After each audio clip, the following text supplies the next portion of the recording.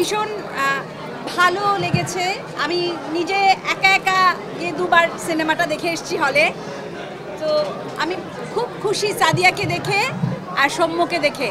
ওদের কেমিস্ট্রিটা এত সুন্দর ওয়ার্ক করেছে। আর ভূতেদের কথা তো আগেই বললাম। তানিম্নু কৃষ্ণেন্দু মানে তোমাদেরকে কি বলবো,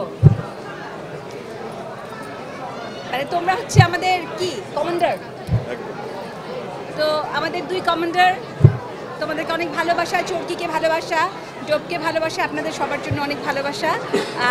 একটা জিনিস উৎসব প্রমাণ করতে পারলো যে এই রকম সিনেমা দেখার জন্য আমরা মুখিয়ে থাকি।